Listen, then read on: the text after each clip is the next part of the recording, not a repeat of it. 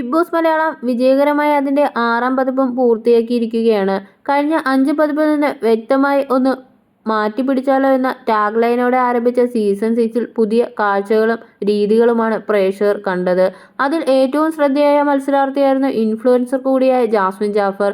Big boss മലയാളത്തിന്റെ ഇന്നോളമുള്ള 6 അധ്യായങ്ങളിൽ പ്രേക്ഷകർ കണ്ട ഏറ്റവും വലിയ സൈബർ എന്ന ഖ്യാതിയോടെയാണ് ജാസ്മിൻ ബിഗ് ബോസ് ഹൗസിൽ 100 ദിവസങ്ങൾ പൂർത്തിയാക്കി 3ാം സ്ഥാനത്തേക്ക് മടങ്ങുന്നത്. പലയിടത്തും ചുവടുകൾ പിഴച്ചുപോയ വ്യാപകമായ സൈബർ അറ്റാക്ക് നേരിട്ട വ്യക്തിത്വവും ധാർമ്മികതയും വരെ ഇതുപോലെ ഓഡിറ്റ് ചെയ്യപ്പെട്ട മറ്റൊരു മത്സരാർത്ഥി മലയാളം ബിഗ് ബോസിന്റെ ചരിത്രത്തിൽ വേറെ കണ്ടിട്ടില്ല. എന്നിട്ടും എല്ലാ പ്രതിസന്ധികളെയും അതിജീവിച്ച് ഉള്ളിലെ പോരാട്ട വീര്യത്തോടെ മുന്നോട്ട് നടക്കുകയായിരുന്നു ജാസ്മിൻ.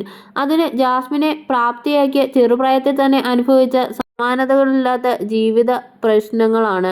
അച്ഛൻ ഉണ്ടാക്കിവെച്ച ലക്ഷങ്ങളുടെ കടമാണ് തൻ്റെ ചെറുപ്രായത്തിൽ തന്നെ ജാസ്മിൻ വീട്ടിയതെന്നും കുടുംബത്തെ രക്ഷിച്ചതെന്നും ഉള്ളത് മറ്റൊരു സത്യം. ജീവിതാനുഭവത്തിൻ്റെ തീച്ചൂളയിൽ നിന്നും ഒരു സോഷ്യൽ മീഡിയ ചിറകിലേറി പറന്നുയർന്ന വ്യക്തിയാണ് Jasmin Jaffar. Bigg Boss Malayalam season 6ന്റെ വേദിയിലെ തീപാറും പോരാട്ടത്തിൽ ജാസ്മിൻ താങ്ങി നിർത്തിയതും ഈ പാഠങ്ങൾ തന്നെയാണ്. സോഷ്യൽ മീഡിയ ഇൻഫ്ലുവൻസറും വ്ളോഗറുമായ 23കാരി എന്ന മേൽവിലാസത്തിലാണ് ജാസ്മിൻ ബിഗ് ബോസ് ഷോയിൽ എത്തുന്നത്. ജാസ്മിനെ പ്രേക്ഷകർക്ക് പരിചയപ്പെടുത്തിക്കൊണ്ട് മോഹൻലാൽ പറഞ്ഞത് ചെറുപ്രായത്തിൽ തന്നെ പക്വതയുടെ കാര്യങ്ങൾ കൈകാര്യം ചെയ്യുന്ന പെൺകുട്ടി എന്നായിരുന്നു. സോഷ്യൽ മീഡിയ ഇൻഫ്ലുവൻസർ എന്ന നിലയിൽ ജാസ്മിൻ പ്രേക്ഷകർക്ക് പരിചിതമായ മുഖമാണെങ്കിലും ജാസ്മിന്റെ അതിജീവന കഥകൾ പ്രേക്ഷകർ അറിഞ്ഞത് ഷോയിലെ വെളിപ്പെടുത്തലിലൂടെയാണ്. മദ്യപിക്കുന്നതിനേക്കാൾ ഏറ്റവും മോശമായ ഒരു കാര്യമായിട്ട് എനിക്ക് തോന്നിയത് ചീട്ടുകളിയാണ് എന്ന് പറഞ്ഞുകൊണ്ട് തൻ്റെ അനുഭവങ്ങൾ ജാസ്മിൻ വിവരിച്ചു തുടങ്ങിയത്. അനിയൻ ജനിച്ച് 1 വർഷം വരെ കുടുംബ വീട്ടിലായിരുന്നു ഞങ്ങൾ താമസിച്ചിരുന്നത്. അവിടെ എന്ത് ചെയ്താലും കുഴപ്പമായിരുന്നു. അത് തൊടാൻ പാടില്ല, ഇത് തൊടാൻ പാടില്ല എന്നായിരുന്നു. ഓർക്കപ്പുറത്ത് ഒരു ദിവസം അവിടെ നിന്നും മാറി താമസിക്കേണ്ടി വന്നു. തുടർന്നുള്ള താമസം തകര ഷീറ്റ് കൊണ്ടുള്ള വളരെ ചെറിയൊരു ഷെഡിലായിരുന്നു. 1 വർഷം അവിടെയായിരുന്നു. തുടർന്ന് അത്ത മീൻ കച്ചവടം ആരംഭിക്കുകയും മെല്ലെ മെല്ലെ മെച്ചപ്പെട്ട് സ്വന്തമായ ഒരു വീട് വയ്ക്കുകയും ചെയ്തു. ഇടുങ്ങിയ ചിന്താഗതിയിലുള്ള ഒരു ഗ്രാമമാണ് തൻ്റേത്. ഫോട്ടോ എടുക്കുന്നതും ഒരുങ്ങി നടക്കുന്നതുമൊക്കെ കണ്ട അവർ പോക്കാണെന്ന മട്ടിലായിരുന്നു സംസാരിക്കുക. ഒരു കമ്മലിട്ടതിന് വാപ്പയോട് കുറ്റം പറഞ്ഞിട്ടുണ്ടെന്നും അത് കേട്ട് വാപ്പ എന്നെ വഴക്ക് പറഞ്ഞിട്ടുണ്ടെന്നും ജാസ്മിൻ പങ്കുവയ്ക്കുന്നുണ്ട്. തുടക്കത്തിൽ സാമ്പത്തിക പ്രശ്നങ്ങളൊന്നും ഉണ്ടായിരുന്നില്ല. ഇതിനിടയിലാണ് അത്ത ചീട്ടുകളി ആരംഭിച്ചത്. അത്ത ഭയങ്കരമായി ചീട്ട് കളിക്കും. അത് കളിച്ച് ഒരുപാട് ഉണ്ടാക്കിയിട്ടുമുണ്ട്. അതിൻ്റെ 10 ഇരട്ടി നശിപ്പിച്ചിട്ടുമുണ്ട്. പൈസ ഉണ്ടാക്കിയപ്പോഴും കളഞ്ഞപ്പോഴും വീണ്ടും തിരിച്ചു വരുമെന്ന വലിയ ആശ്വാസം അത്തയ്ക്കുണ്ടായിരുന്നു. അതുകൊണ്ട് തന്നെ 19 വയസ്സായപ്പോൾ തനിക്കുണ്ടായിരുന്ന സമ്പാദ്യം 50 ലക്ഷത്തോളം രൂപയുടെ കടമായിരുന്നു. തൻ്റെ 10ാം ക്ലാസ് വരെയുള്ള അത്തയുടെ പോക്കറ്റിൽ നിന്നും 500 1000മോ എടുക്കലൊന്നും അറിയില്ലായിരുന്നു. എന്നാൽ ഡിഗ്രി കാലത്തേക്ക് എത്തിയപ്പോൾ വലിയ കടമായി. വസ്തുക്കളൊക്കെ വിറ്റു. കടം കാരണം രാവിലെ കണ്ണു തുറന്നു തന്നെ കടക്കാരുടെ വിളിയാണ് കേൾക്കുന്നത്. എപ്പോഴും കടക്കാരായിരിക്കും വീടിനകത്ത്. ആ സമയത്ത് ഒക്കെ താൻ കുറേയേറെ പേടിച്ചിട്ടുണ്ടെന്ന് ജാസ്മിൻ പറയുന്നു. +2-ന് നല്ല മാർക്കുണ്ടായതുകൊണ്ട് മെറിറ്റിലായിരുന്നു ഡിഗ്രിക്ക് സീറ്റ് കിട്ടിയത്. എന്നാൽ വണ്ടിക്കൂലിക്ക് ക്യാഷ് ഇല്ലാത്തതിനാൽ ഫസ്റ്റ് ഇയർ കംപ്ലീറ്റ് ചെയ്യാൻ പറ്റിയിരുന്നില്ല. വിഷ്ണുമായ എന്നൊരു സുഹൃത്തുണ്ടായിരുന്നു. അവളാണ് എനിക്ക് ചെരുപ്പും മറ്റതുമൊക്കെ വാങ്ങിച്ചു തന്നിട്ടുള്ളത്. അതിനിടയിൽ ജീവിതം തിരികെ പിടിക്കാനായി അത്ത ഗൾഫിൽ പോയി. പക്ഷേ അവിടെയും ദുരിതമായിരുന്നു. ഭക്ഷണത്തിന് പോലും വല്ലാതെ ബുദ്ധിമുട്ടിയ സമയമായിരുന്നു അത്. ഈ സമയത്ത് താൻ പട്ടിണി എന്താണെന്ന് അറിഞ്ഞു. കുറച്ച് ചോറും ഒരു ഉണക്കമീനും 3 പേർ പങ്കിട്ട് കഴിക്കുമായിരുന്നുവെന്ന് ജാസ്മിൻ പറയുന്നു. നാണക്കേട് കാരണം പലപ്പോഴും കോളേജ് ഭക്ഷണം കൊണ്ട് പോകാറുണ്ടായിരുന്നില്ല. എങ്ങനെയെങ്കിലും കുടുംബം രക്ഷപ്പെടുത്തണം എന്നായിരുന്നു എൻ്റെ ചിന്ത. അങ്ങനെ ഒരു യൂട്യൂബ് ചാനൽ തുടങ്ങുന്നത്. ചെറിയ വരുമാനമൊക്കെ അതിൽ നിന്ന് വരാൻ തുടങ്ങി. അങ്ങനെ വാപ്പയുടെ കടങ്ങളെല്ലാം ഞാൻ തീർത്തു. ഒന്നുമില്ലായിരുന്നു. വീട് മേടിച്ചു. അതൊക്കെ പൂർത്തിയാക്കിയപ്പോൾ വാപ്പയ്ക്ക് ഒരു കാറ് സമ്മാനമായി വാങ്ങി നൽകി. എനിക്കൊരു വസ്തു പോലും വാങ്ങിയിട്ടുണ്ടായിരുന്നില്ല. എല്ലാം അവർക്ക് വേണ്ടിയാണ് ചിലവാക്കിയത്. ആ സമയത്താണ് ജീവിതത്തിലേക്ക് മറ്റൊരാൾ വരുന്നത്. എൻ്റെ കല്യാണം ഉറപ്പിച്ചു. അദ്ദേഹത്തെക്കുറിച്ച് എനിക്ക് പറയാതെ വയ്യ. ഞാനെല്ലാം മറ്റുള്ളവർക്ക് വേണ്ടി ചെയ്യുന്നത് കണ്ട് എന്നെ കൂട്ടിക്കൊണ്ടു പോയി 23,000 രൂപയുടെ ഡ്രസ്സൊക്കെ വാങ്ങി തന്നിരുന്നു. തന്നെ എയർ ഹോസ്റ്റസിന് പഠിക്കാൻ വിട്ടു. പക്ഷേ ഒരു ഘട്ടം എത്തിയപ്പോൾ കല്യാണം മുടങ്ങിപ്പോയി. അവരുടെ ഭാഗത്തു നിന്നുള്ള പ്രശ്നമായിരുന്നു. അതെന്നെ മാനസികമായി വല്ലാതെ തളർത്തി. ആ സമയത്താണ് വാപ്പയ്ക്ക് ഹാർട്ട് അറ്റാക്ക് വന്നത്. ഒരുപാട് ബ്ലോക്ക് ഉണ്ട്. അതിലൊന്ന് സിവിയർ ആയിരുന്നു. ഈ ബ്ലോക്ക് നീക്കം ചെയ്യാൻ നല്ലൊരു തുക ആവശ്യമായി വന്നു. ഇടയ്ക്ക് വെച്ച് ഞാൻ നിർത്തിയ സോഷ്യൽ മീഡിയ ചാനൽ പുനരാരംഭിച്ചു. അങ്ങനെയാണ് അതിൽ നിന്ന് വരുമാനം വീണ്ടും കിട്ടിത്തുടങ്ങിയത്. ഇതുവഴിയാണ് വാപ്പയുടെ ചികിത്സയ്ക്കൊക്കെ ഞാൻ പൈസ കണ്ടെത്തിയത്. വീട്ടുകാർക്ക് വേണ്ടി മാത്രം ജീവിച്ച ആളാണ് ഞാൻ. എൻ്റെ അത്ത ഭയങ്കര പാവമാണ്. ഞാൻ എന്ത് ചെയ്താലും നല്ല സപ്പോർട്ടാണ്. എൻ്റെ നാട്ടിൽ കലിപ്പ് കാണിച്ച് നടക്കുന്നയാളാണ് എൻ്റെ അത്ത. ഞാൻ പുറത്തൊക്കെ പോകുമ്പോൾ ആളുകൾ പറയും, ദാ പോകുന്നു ആ കെടി ജാഫറിൻ്റെ മോള് ഉണ്ടക്കണ്ണി എന്നങ്ങനെ കേൾക്കുന്നത് എനിക്ക് ഭയങ്കര ദേഷ്യമാണ്. അത്തയെ ആരെങ്കിലും കുറ്റം പറയുന്നത് കേട്ടാൽ എനിക്ക് കലിപ്പ് വരും. ഞാൻ തിരിഞ്ഞു നിന്ന് എന്തെങ്കിലും പറയുമ്പോൾ കുറച്ചുകൂടെ പറ എന്ന് പറയുന്ന അത്തയായിരുന്നു എൻ്റേത്. അത്ത എന്നെ അടിക്കാറില്ല. ഉമ്മയുമായി എനിക്ക് വലിയ ടച്ചൊന്നും ഇല്ലെന്ന് ജാസ്മിൻ പറയുന്നു. 25 മത്സരാർത്ഥികളുണ്ടായ സീസൺ 6 ടോപ്പ് 5-ൽ ആകെയുള്ള വനിതാ മത്സരാർത്ഥിയായിരുന്നു ജാസ്മിൻ.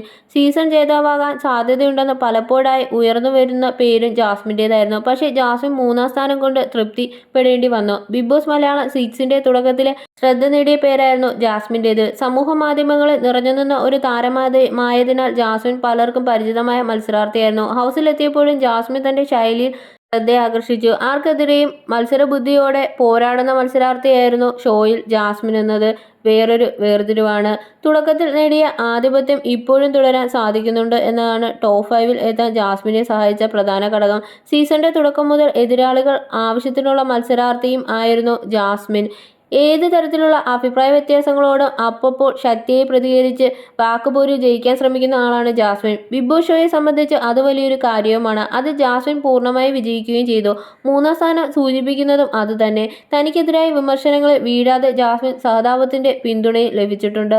തുടരെ ഒരാളെ മാത്രം എല്ലാവരും ടാർഗറ്റ് ചെയ്യുമ്പോൾ ഉണ്ടാകുന്ന സിമ്പതിയാണ് അത് അടുത്ത കാലത്തായിട്ടാണ് കാണാൻ തുടങ്ങിയതെന്നും പറയുന്നു. അതുകൊണ്ട് തന്നെ ഫിനാലെയോട് അടുക്കുമ്പോൾ ജാസ്മിനെതിരെയുള്ള വിമർശനങ്ങൾ കുറയും, സപ്പോർട്ടുകൾ കൂടുകയും ചെയ്യുന്നുവെന്ന് സോഷ്യൽ മീഡിയ പോസ്റ്റുകളിൽ നിന്ന് വ്യക്തമാണ്. നെഗറ്റീവുകൾക്കും വിമർശനങ്ങൾക്കും ഇടയിലാണ് ഈ ആധിപത്യം ജാസ്മിൻ പിന്തുടർന്നത് എന്നത് ശ്രദ്ധേയമാണ്. തന്റെ വ്യക്തിജീവിതം പോലെ സോഷ്യൽ മീഡിയയിൽ കീറിമുറിക്കപ്പെട്ടു. തനിക്ക് നേരെയുള്ള എല്ലാ പ്രതിസന്ധികളെയും തരണം ചെയ്ത് ജാസ്മിൻ ഫൈനലിൽ എത്തിയിരിക്കുകയായിരുന്നു. ഷോയിൽ വളരെ സംഭവബഹുലമായ ഒരു ഗ്രാഫായിരുന്നു ജാസ്മിൻ്റേത്. ബിഗ് ബോസ് ഷോ എന്താണ് എന്നും എന്ത് കണ്ടന്റാണ് കൊടുക്കേണ്ടതെന്നുമുള്ള വ്യക്തമായ ധാരണ ജാസ്മിനുണ്ടായിരുന്നു എന്നത് വ്യക്തമാണ്. അതുകൊണ്ട് തന്നെയാണ് ആദ്യ വാരത്തിൽ ജാസ്മിൻ നല്ലൊരു മത്സരാർത്ഥിയാണെന്ന് പേരെടുത്തതും. എന്നാൽ ഗബ്രിയുമായുള്ള കൂട്ടുകെട്ട് ജാസ്മിൻ എന്ന മത്സരാർത്ഥിയുടെ താളം തെറ്റിച്ച് ഷോയിൽ ഏറ്റവും കൂടുതൽ ചർച്ചകൾക്ക് വഴിത്തിരിവായതും ഈ കോംബോ ആയിരുന്നു. തങ്ങൾക്കിടയിലുള്ള ബന്ധത്തെ സംബന്ധിച്ച് ആദ്യ ആഴ്ചയിൽ ഉണ്ടായിരുന്ന കൺഫ്യൂഷൻ ഒഴിവാക്കാൻ ശ്രമിക്കുന്ന ഗബ്രിയെയും ജാസ്മിനെയാണ് പലപ്പോഴും ഷോയിൽ കണ്ടത്. ഇരുവരും ഗെയിമിൽ കൂടുതൽ ശ്രദ്ധിക്കുമ്പോഴും സൗഹൃദം അങ്ങനെ തന്നെ നിലനിർത്തി. എന്നാൽ ഇരുവരുടെയും ബന്ധം വലിയ തോതിൽ ബിഗ് ബോസിന് പുറത്ത് ചർച്ച ചെയ്യപ്പെട്ട് ജാസ്മിന്റെ വ്യക്തിജീവിതത്തെയും കുടുംബജീവിതത്തെയും വല്ലാതെ ബാധിച്ചു. പിന്നാലെ വന്ന അച്ഛന്റെ ഫോൺ കോളും തുടർന്ന് നടന്ന സംഭവ വികാസങ്ങൾ ജാസ്മിനെ തളർത്തി. എന്നിരുന്നാലും സൗഹൃദത്തെ ഇവർ കൈവിട്ടില്ല. ഇതും വിമർശനങ്ങൾക്ക് വഴിവെച്ചു. ഷോയുടെ അവസാനം വരെ ആദ്യ വാരത്തിൽ കണ്ട ജാസ്മിനെ എങ്ങനെയായിരുന്നുവോ അതേപോലെ തുടരാൻ അവൾക്ക് സാധിച്ചിരുന്നു. ഗെയിമിൽ പരാജയങ്ങൾ മാത്രമാണ് നേടിയിരുന്നെങ്കിലും ജാസ്മിൻ നിറസാന്നിധ്യമായി. സ്ക്രീൻ സ്പേസും ആവശ്യത്തോളം ലഭിക്കുകയും ചെയ്തിരുന്നു. ഇത് ജാസ്മിന്റെ മുന്നോട്ടുള്ള യാത്രയ്ക്ക് മുൻകാട്ടിയായി ആവുകയും ചെയ്തു. വിമർശനങ്ങൾ കൊണ്ട് തന്നെ കൈയടിപ്പിക്കുന്ന ജാസ്മിനെ ഹൗസിൽ ആകെ കാണാമായിരുന്നു. തുടക്കത്തിൽ തന്നെ ബിഗ് ബോസ് കണ്ടന്റ് എന്ന ഏവരും ഒരുപോലെ തുറന്നു പറഞ്ഞ ജാസ്മിൻ അവസാന ഘട്ടത്തിലേക്ക് കാലിടറിയതെങ്കിലും ഹൗസിനകത്തും പുറത്തും ഒരുപോലെ ചർച്ച ചെയ്യപ്പെട്ട മത്സരാർത്ഥി ആയതിനാൽ തന്നെ ഷോ അവസാനിച്ച ശേഷവും പ്രേക്ഷകർ കാത്തിരിക്കുന്നത് ജാസ്മിന്റെ പ്രതികരണത്തിനായിരുന്നു. ഇപ്പോഴത്തെ ബിഗ് ബോസ് ഹൗസിൽ നിന്ന് ഇറങ്ങിയ ശേഷം ജാസ്മിൻ പറഞ്ഞ വാക്കുകൾ ശ്രദ്ധ നേടിയിരിക്കുകയാണ്. മനുഷ്യനല്ലേ പുള്ളേ, തെറ്റുകളൊക്കെ പറ്റും, എനിക്ക് ഞാനല്ലാതെ ജീവിക്കാൻ പറ്റില്ല എന്നാണ് മത്സരത്തിൽ നിന്ന് ഇറങ്ങിയ ശേഷം ആദ്യമായി ജാസ്മിൻ പ്രതികരിച്ചത്.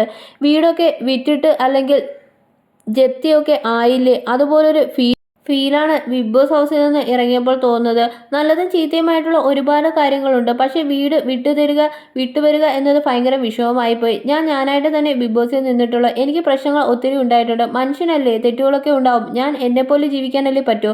ആദ്യം വന്നപ്പോൾ കരുതിയത് എല്ലാവർക്കും എന്നെ ഇഷ്ടമാകും എന്നാണ്. എന്നാൽ ഇത്രയും ഒരു പ്രശ്നം ഉണ്ടാവുമെന്ന് പ്രതീക്ഷിച്ചിരുന്നില്ല.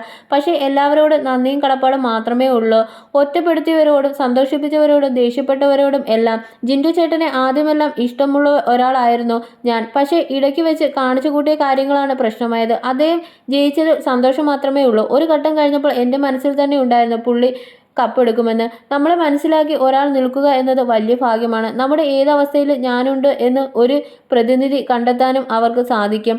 എനിക്ക് അത് ലഭിച്ചത് ഗബ്രിയിൽ നിന്നാണ്. അക്കാര്യത്തിൽ ഞാൻ ഭാഗ്യവതിയാണ്. അതൊരു കോംബോ എന്നതല്ല, പരിശുദ്ധമായ സ്നേഹമാണ്. ബിഗ് ബോസ് കാരണം ഞാൻ കുറെ ക്ഷമ പഠിച്ചു.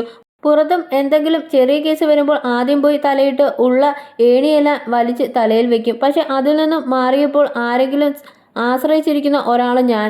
എനിക്ക് ആരെങ്കിലും ഒരാൾ എപ്പോഴും കൂടെ വേണം. എനിക്കിപ്പോൾ ഏത് നടുകടലിൽ കൊണ്ടിട്ടാലും ഞാൻ നീന്തിപ്പോകും. ഇതുവരെ എന്നെ പിന്തുണച്ച എല്ലാവർക്കും, സ്നേഹിച്ച എല്ലാവർക്കും ഹൃദയത്തിൻ്റെ ഭാഷയിൽ ഒരുപാട് നന്ദി പറയുകയാണ്. നിങ്ങളോട് പറഞ്ഞാൽ തീരാത്തത്ര കടപ്പാടുണ്ടെന്ന് ജാസ്മിൻ പ്രതികരിച്ചു. പൊതുബോധത്തോടെ തൃപ്തിപ്പെടുത്തിയുള്ള ഒരു നല്ല കുട്ടിയായി ഇമേജുള്ള ഒരു നല്ല മനുഷ്യനെയോ അടുത്ത സീസണുകളിൽ മാതൃകാപരമായ മത്സരാർത്ഥിയോ ഒന്നുമല്ല ജാസ്മിൻ. ഏറെ തെറ്റുകൾ പറ്റിയിട്ടുള്ള അതിൽ നിന്നും പാഠങ്ങൾ പഠിച്ച് മുന്നോട്ട് വന്ന ജാസ്മിൻ സ്വയം തിരുത്താൻ മനസ്സുള്ള മത്സരാർത്ഥി കൂടിയാണെന്ന് സ്വന്തം ഇമേജ് പോലും നോക്കാതെ മത്സരിച്ച് വീഴ്ചകളിൽ നിന്നും ഉയരുന്ന ജാസ്മിൻ ഒരർത്ഥത്തിൽ ഒരു ഫിറ്റ്നസ് പക്ഷിയാണെന്ന് പറയാം. വീഴാതെ മുന്നോട്ട് പോകുന്നുവെന്ന് മാത്രമല്ല, ഹീറോയിസം വീഴ്ചകളിൽ നിന്നും ഉയർന്നെഴുന്നേൽക്കുകയും ചെയ്യുന്ന ഒരു ഹീറോയിസം ജാസ്മിനുണ്ട്.